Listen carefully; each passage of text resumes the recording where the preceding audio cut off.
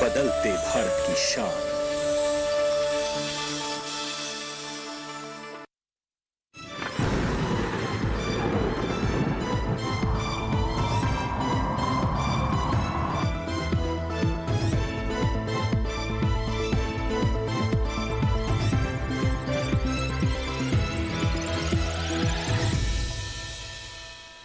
नमस्कार, आप सभी का स्वागत मौसम खबर में। मैं हूं मुकुल शर्मा। मौसम खबर में आपको बताएंगे देश के अलग अलग हिस्सों में कहां पर किस तरीके से तेज हवाएं चलने की संभावना है, कहां जा सकता है कोहरा या इसके साथ और क्या कुछ खास रहेगा देश के अलग अलग हिस्सों में मौसम में। लेकिन सबसे पहले बात करेंगे मौसम की बड़ी खबरों की। जी हाँ, क्या खास गतिविधि जो है वो दर्ज की जाएगी अगर हम बात करते हैं अलग अलग क्षेत्रों की उनमें।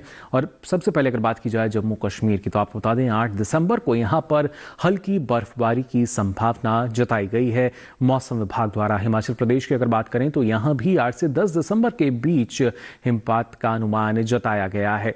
तमिलनाडु की अगर बात की जाए तो आपको बता दें 8 दिसंबर को यहां पर भारी से भारी बारिश की संभावना बनी हुई है। और इसके साथ ही रायलसीमा में 9 दिसंबर को भारी से भारी बारिश की आशंका जताई गई है मौसम विभाग द्वारा। इसके साथ ही अगर तटियान प्रदेश की हम बात करें तो 10 दिसंबर को यहां भी बारिश का अनुमान जताया गया है। अब आइए आगे बढ़ते हैं और बात कर लेते हैं मौसम पूर्वानुमान में देश के अलग अलग क्षेत्रों में बारिश की स्थिति क्या रह सकती है आने वाले समय में, ये आपको बता देते हैं। सबसे पहले अगर शुरुआत हम करते हैं उत्तर पश्चिम भारत से, आप देख सकते हैं यहाँ पर ना सिर्फ अगर हम पहाड़ी क्षेत्रों की बात करें, मैदानी क्षेत्रों की बात करें तो कहीं भी बारिश का कोई अनुमान नहीं है।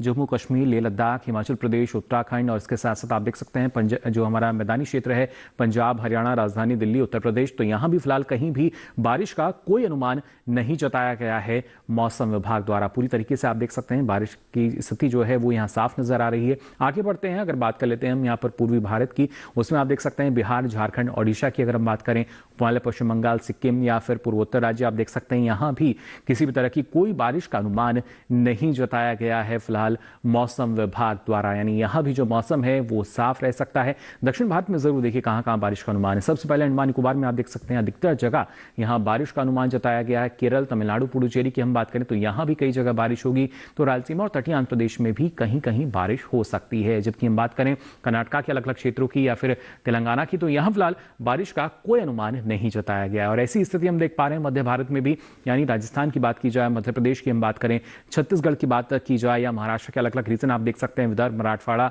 मध्य महाराष्ट्र, यहां भी फिलहाल बारिश नहीं होगी। कोंकण, गोवा में भी मौसम साफ रहेगा। साथ ही गुजरात, सौराष्ट्र, कच्छ में भी फिलहाल बारिश का कोई अनुमान नहीं जताया गया है। पिछले 24 घंटों के दौरान देखिए क्या स्थिति रही है, कहां पर ना सिर्फ जो कोहरे की स्थिति है वो दर्ज की गई है या बारिश की स्थिति रही, वो जान लेते हैं हम।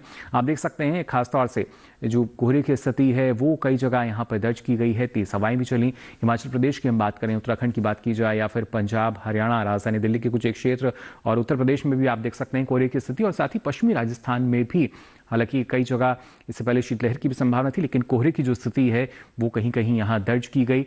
पूर्वी भारत में आप देख सकते हैं, बिहार की अगर हम बात करते हैं तो यहाँ पे कहीं कहीं जो कोहरा है वो सुबह के समय छाया रहा। और त्रिपुरा में भी आप देख पा रहे होंगे लगभग ऐसी जो स्थिति है वो बनती हुई नजर आई। यानी धीरे धीरे से ही जो अलग अलग क्षेत्र हैं वहां पर अब इस तरह की जो परिस्थितियां हैं वो बनती नजर आ रही हैं। लेकिन दक्षिण भारत में देखिए लक्षद्वीप की बात करें, अंडमान निकोबार की हम बात करें तो यहाँ बारिश भी दर्ज की गई है। केरल, तमिलनाडु, पुडुचेरी में भी कहीं कहीं पिछले 24 घंटों के दौरान जो बारिश है वो कुछ एक क्षेत्रों में दर्ज हुई। तो जाना आपने क्या परिस्थिति रही है पिछले 24 घंटों की भी, और मौसम में आने वाले समय में और किस तरह का बदलाव हो सकता है, क्या कुछ खास रहेगा, ये सारी जानकारी आपको देंगे इस छोटे से ब्रेक के बाद। जल्द हाजिर होंगे, आप बने रहिए दूरदर्शन किसान पर।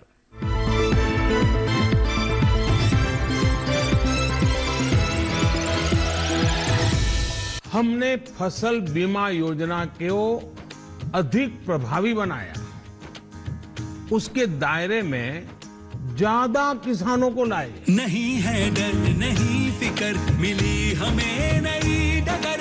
फसल का करवा के बीमा, किसान की चिंता को छीना। हुआ सुरक्षित कल, सुरक्षित फसल निश्चित किसान। फसल बीमा सबका समाधान। आज ही प्रधानमंत्री फसल बीमा योजना से जुड़ें और फसल नुकसान से होने वाली आर्थिक हानि से निश्चिंत हो जाएं, ताकि प्राकृतिक और स्थानीय आपदा पर भी फसल नुकसान होने पर आप उसकी सही कीमत पाएं। प्रधानमंत्री फसल बीमा से जुड़ने के लिए आज ही नजदीकी कृषि कार्यालय, सहकारी समिति, बैंक शाखा, अधिकृत बीमा कंपनी या जन सेवा केंद्र में जाएं। क्योंकि सुरक्षित फसल निश्चिंत किसान, फसल बीमा सबका समाधान। कृषि एवं किसान कल्याण मंत्रालय, भारत सरकार।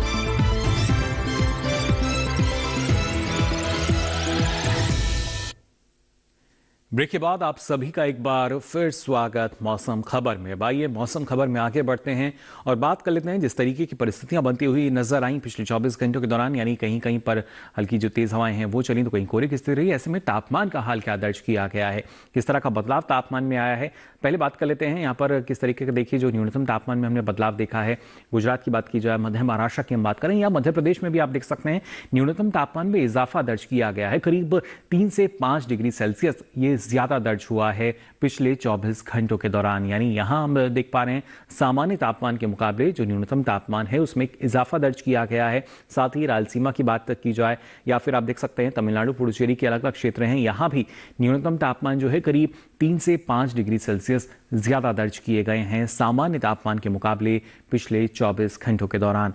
इसके साथ ही आप देख सकते हैं यहाँ पर ना सिर्फ पंजाब चंडीगढ़ की बात की जाए, पश्चिमी राजस्थान की अगर बात करें तो यहाँ भी करीब 1 से 3 डिग्री सेल्सियस ज्यादा दर्ज किया गया न्यूनतम तापमान सामान्य तापमान के मुकाबले पिछले 24 घंटों के दौरान।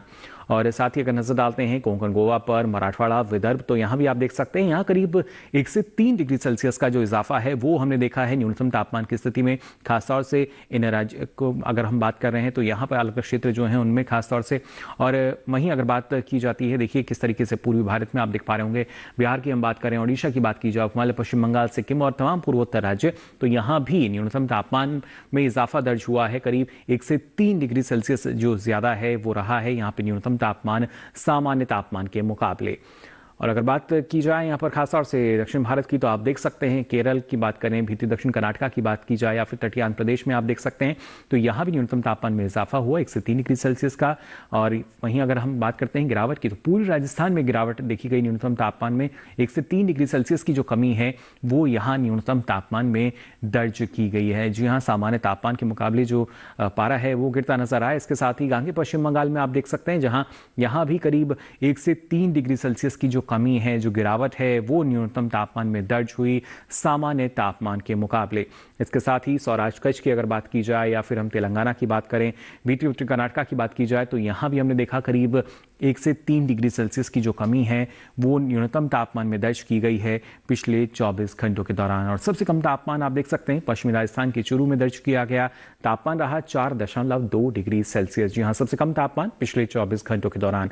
अधिकतम तापमान की स्थिति आइए जान लेते हैं किस तरह की रही है। हिमालय, पश्चिम बंगाल, सिक्किम की बात की जाए या फिर असम, मेघालय में आप देख सकते हैं अधिकतम तापमान में इजाफा देखा गया है। यहाँ पर अलग अलग क्षेत्रों में करीब 3 से 5 डिग्री सेल्सियस का जो इजाफा है वो दर्ज किया गया है अधिकतम तापमान में सामान्य तापमान के मुकाबले। और साथ ही हिमाचल प्रदेश की भी अगर बात की जाए, यहाँ भी आप देख सकते हैं जो अधिकतम तापमान है वो करीब 1 से 3 डिग्री सेल्सियस अधिक दर्ज किए गए हैं, यानी ज्यादा रहा है यहाँ भी तापमान सामान्य तापमान के मुकाबले।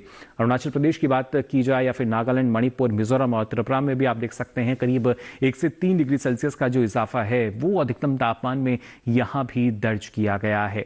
इसके साथ ही हम देख पा रहे हैं गुजरात की बात की जाए, मध्य महाराष्ट्र, मराठवाड़ा, विदर्भ और पूर्वी मध्य प्रदेश में भी करीब 1 से 3 डिग्री सेल्सियस अधिक दर्ज किया गया, ज्यादा रहा है अधिकतम तापमान पिछले 24 घंटों के दौरान।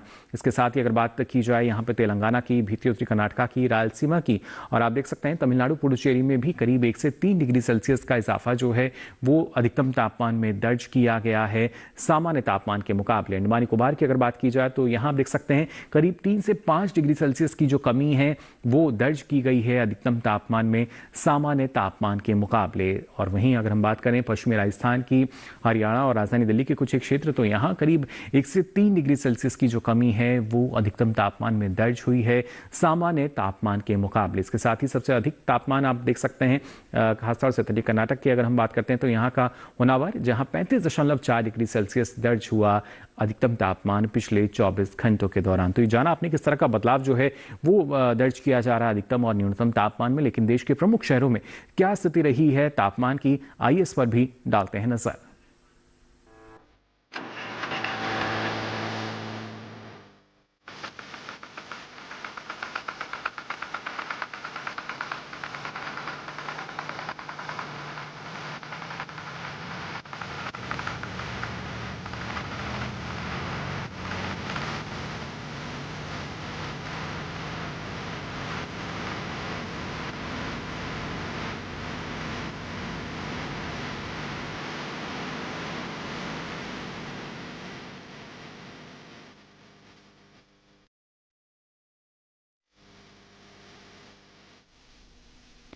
और इसी के साथ ही मौसम खबर में यहाँ वक्त हो चला एक और छोटे से ब्रेक से लौटेंगे तो आपको बताएंगे और क्या कुछ खास रहेगा मौसम में।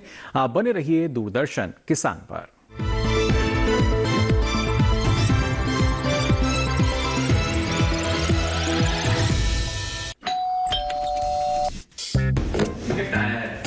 अरे वाह, लेजेंड की बैट। इससे तो मैं खेलूंगा। फ्यूचर बैटिंग लेजेंड है। इसमें जिसका नाम लिखा है बैट उसी को मिलेगी। अरे यार, देखा, अगर इस पे मेरा नाम नहीं लिखा होता तो कितनी दिक्कत हो जाती। इसलिए आरबीआई कहता है बैंक अकाउंट हो या बैंक लॉकर, उसमें नॉमिनी का नाम जरूर दर्ज करें ताकि आपकी जमा पूंजी उसी को मिले जिसे आपने नामित किया है। आरबीआई कहता है जानकार बनिए, सतर्क रहिए।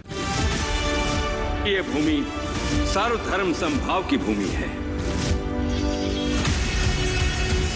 काफिरों को उनकी औकात जरूर दिखाना। आस्था का मूल्य प्राणों से अधिक होता है लुटेरे।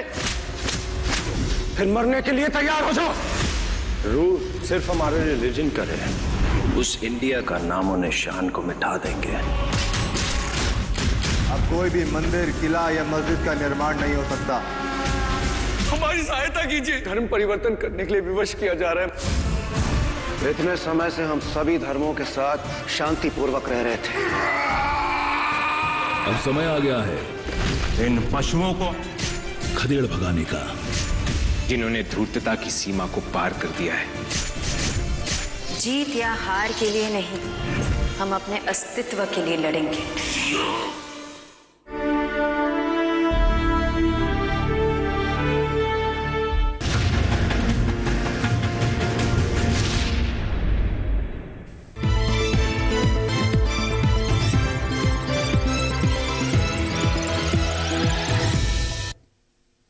ब्रेक के बाद आप सभी का एक बार फिर स्वागत मौसम खबर में। आइए बुलेटिन में आगे बढ़ते हैं और यहाँ बात कर लेते हैं देश के प्रमुख शहरों में वायु गुणवत्ता सूचकांक के आधार पर वायु गुणवत्ता की स्थिति क्या दर्ज की गई है। जी हाँ, किस तरह की वायु गुणवत्ता जो है वो देश के प्रमुख शहरों में रही। राजधानी दिल्ली में आप देख सकते हैं 354 रहा गुणवत्ता सूचकांक, यानी अभी यहाँ खराब स्थिति जो है वो हम देख पा रहे हैं वायु गुणवत्ता की। पटना में भी 349 दर्ज किया गया गुणवत्ता सूचकांक, यानी यहाँ भी एक खराब स्थिति फिलहाल वायु गुणवत्ता की बनी हुई है। बेंगलुरु की अगर बात की जाए तो 99 रहा गुणवत्ता सूचकांक, जो कि बिल्कुल सीमा पर है अच्छी श्रेणी के।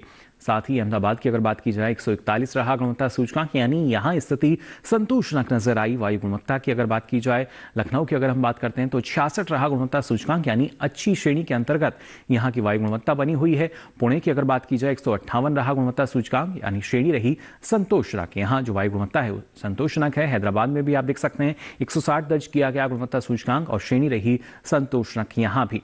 वहीं कोलकाता में आप देख सकते हैं 224 दर्ज किया गया गुणवत्ता सूचकांक, यानी यहाँ भी वायु गुणवत्ता थोड़ी खराब स्थिति के अंदर नजर आई। मुंबई की अगर बात की जाए तो ये 298 रहा गुणवत्ता सूचकांक, जो कि बिल्कुल सीमा पर है थोड़े खराब के। अब आइए आगे बढ़ते हैं, नजर डालते हैं पर्यटन पूर्वानुमान में। देश के प्रमुख पर्यटन स्थलों पर अगले 4 दिन कैसा मौसम मिलेगा। जम्मू कश्मीर में के श्रीनगर में आप देख सकते हैं बुधवार गुरुवार कुछ एक जगह जो बादल हैं वो छाए रहने की संभावना जताई गई है, लेकिन शुक्रवार में ये बादल बरसते हुए हमें नजर आ रहे हैं। वहीं शनिवार में एक बार फिर से आप देख सकते हैं जो बादल हैं कुछ एक जगह छाए हुए रहने का अनुमान जताया गया है। और यहाँ में ऐसे में अगर हम बात करते हैं खासतौर से अधिकतम तापमान की, तो आप देख पा रहे होंगे करीब 7 से 11 डिग्री सेल्सियस, तो वहीं न्यूनतम तापमान -3 से 0 के आसपास रह सकता है। हिमाचल प्रदेश के कुल्लू की अगर हम बात करें तो देखिए बुधवार को यहाँ पे कुछ एक जगह बादल छाए रहने का अनुमान जताया गया है, जबकि गुरुवार शुक्रवार 2 दिन जो बारिश की स्थिति है वो फिलहाल बनती हुई नजर आ रही है। वहीं शनिवार में एक बार फिर से आप देख सकते हैं जो बादल हैं वो जरूर कुछ एक जगह छाए रहेंगे। अधिकतम तापमान करीब 20 डिग्री सेल्सियस और न्यूनतम तापमान करीब 3 से 4 डिग्री सेल्सियस के आसपास बने रहने का अनुमान जताया गया है। हरियाणा के कुरुक्षेत्र की अगर बात की जाए तो यहां आप देख सकते हैं बुधवार से लेकर शनिवार तक एक जैसी ही स्थिति है, यानी मौसम जो है वो पूरी तरीके से खुला हुआ नजर आ रहा है। पर्यटन के लिहाज से बेहतर स्थिति इसको हम मान सकते हैं। ऐसे में अधिकतम तापमान जो है करीब 24 से 26 डिग्री सेल्सियस रहेगा, तो वहीं न्यूनतम तापमान करीब 10 से 11 डिग्री सेल्सियस के आसपास बने रहने का अनुमान जताया गया है। भारत मौसम विज्ञान विभाग द्वारा। अब आइए राजस्थान के उदयपुर की स्थिति जान लेते हैं। क्या रहेगी अगले 4 दिन? आप देख सकते हैं बुधवार से लेकर शनिवार तक एक जैसी स्थिति, पर्यटन के लिहाज से काफी बेहतरीन, क्योंकि मौसम जो है वो पूरी तरीके से खुला हुआ नजर आ रहा है। अधिकतम तापमान इस दौरान करीब 26 से 27 डिग्री सेल्सियस रहेगा, तो वहीं न्यूनतम तापमान करीब 10 से 12 डिग्री सेल्सियस के आसपास बने रहेंगे अगले 4 दिनों के लिए। तो ये तो बात हुई उदयपुर में किस तरह का मौसम आपको मिल सकता है अगले 4 दिन। अब आइए आगे बढ़ते हैं। बिहार के नालंदा की अगर बात की जाए तो यहां भी हम देख पा रहे हैं बुधवार से लेकर शनिवार तक जो मौसम है वो पूरी तरीके से खुला नजर आ रहा है। कोई भी खास गतिविधि यहां नजर नहीं आ रही, और ऐसे में जो अधिकतम तापमान है करीब 26 डिग्री सेल्सियस, वहीं न्यूनतम तापमान करीब 12 डिग्री सेल्सियस रह सकता है अगले 4 दिनों के दौरान। और पर्यटन के लिहाज से एक बेहतर स्थिति फिलहाल नालंदा में यहां अगले 4 दिनों के दौरान बनती हुई नजर आ रही है। और वहीं अरुणाचल प्रदेश के ईटानगर की अगर बात की जाए तो यहां आप देख सकते हैं बुधवार से लेकर शनिवार तक एक जैसी स्थिति है, और यहां पर कोहरे का जो अनुमान है वो फिलहाल जताया गया है मौसम विभाग द्वारा। सुबह के समय जो कोहरा है वो जरूर यहां पर आपको मिल सकता है, और ऐसे में अधिकतम तापमान की अगर बात की जाए तो करीब 29 से 30 डिग्री सेल्सियस रहेगा।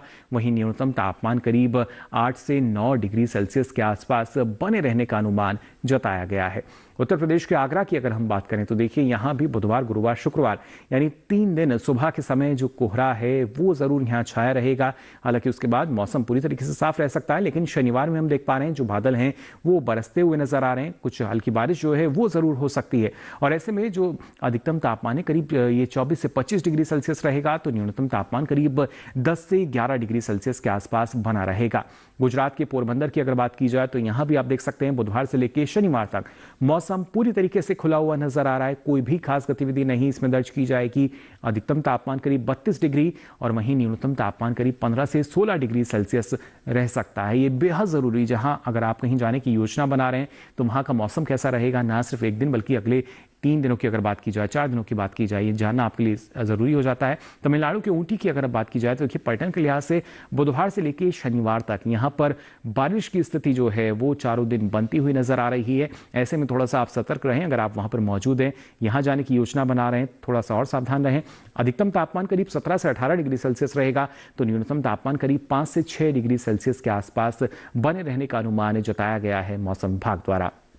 असम के सिलचर की अगर बात की जाए, सिलचर में भी आप देख सकते हैं बुधवार से लेकर शनिवार तक लगभग एक जैसी स्थिति है, और ये खासतौर से सुबह के समय में जो कोहरा है वो यहाँ आपको मिल सकता है। हल्की धुंध जो है वो छा सकती है, और खासतौर से ऐसे में अधिकतम तापमान जो है वो करीब 29 से 31 डिग्री के आसपास रहेंगे, जबकि न्यूनतम तापमान जो है वो करीब 16 से 18 डिग्री सेल्सियस के बीच बना रहेगा। तो जाना आपने किस तरह का जो मौसम है वो बनता हुआ नजर आ रहा है, और खासतौर से इसी मौसम का जो असर है वो हम देखते हैं हमारे कृषि क्षेत्र पर भी। लेकिन किसानों को अगर इसकी जानकारी है, यानी किसान मौसम को ध्यान में रखते हुए फिलहाल कौन कौन से कृषि कार्य कर सकते हैं, आइए जान लेते हैं इस रिपोर्ट में।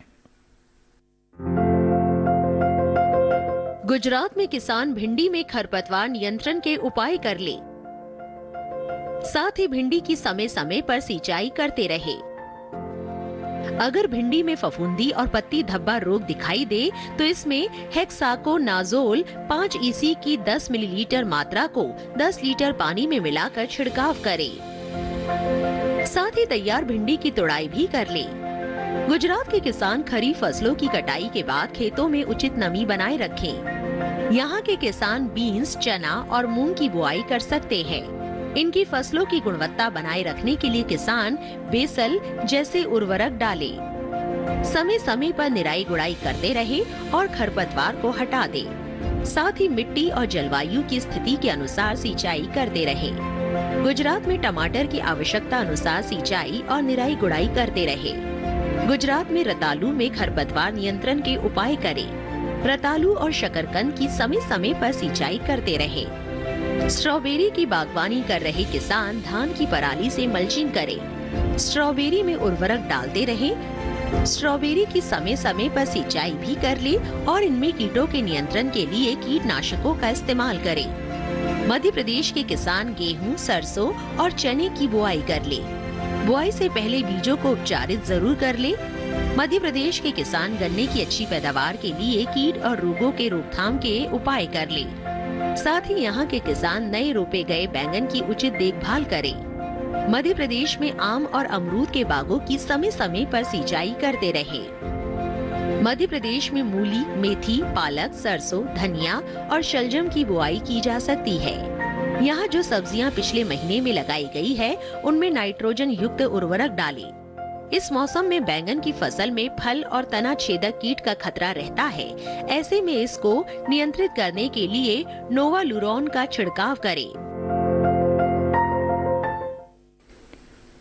तो जाना आपने फिलहाल जिस तरह का मौसम है, इसमें कौन कौन से कृषि कार्य आप कर सकते हैं। अब आइए आगे बढ़ते हैं और आज की फसल में आपको जानकारी देते हैं मूंग की खेती के बारे में। इस दौरान कौन सी सावधानी आपको अपनानी होगी, कौन सी इसकी उन्नत किस्में हैं और किन बातों का ख्याल आपको रखना होगा, जान लेते हैं इस रिपोर्ट में। दालें प्रोटीन से भरपूर होती हैं।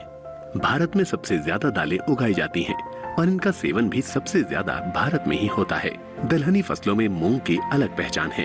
ये पौष्टिक भी है और पचने में आसान भी। यही वजह है कि बीमार लोगों को अक्सर मूंग की दाल दी जाती है।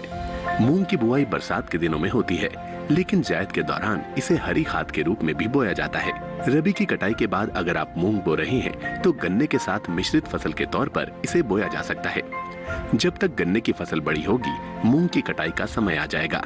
इस तरह किसान एक ही खेत से ज्यादा मुनाफा कमा सकते हैं। दूसरी ओर दलहनी फसल होने की वजह से मूंग मिट्टी की उपजाऊ शक्ति को बेहतर बनाती है। बुआई के दौरान खेत में पर्याप्त नमी रखें और बीज को उचित दवा से शोधित जरूर कर लें। मूंग के लिए नम और गर्म जलवायु की जरूरत होती है और 7 से 7.5 pH मान वाली दोमट और बलुई दोमट मिट्टी सबसे अच्छी मानी जाती है। 1 हेक्टेयर खेत के लिए 15 से 20 किलो बीज की जरूरत होती है। बुआई कतार में करें और एक कतार से दूसरी कतार के बीच 20 से 30 सेंटीमीटर का फासला रखें। बीज से बीज की दूरी 8 से 10 सेंटीमीटर रखनी होगी। बुआई के बाद समय समय पर सिंचाई करते रहें और खरपतवार भी निकालते रहें। किसान किसी भी तरह की दवा का छिड़काव करने से पहले कृषि विशेषज्ञों की सलाह जरूर लें।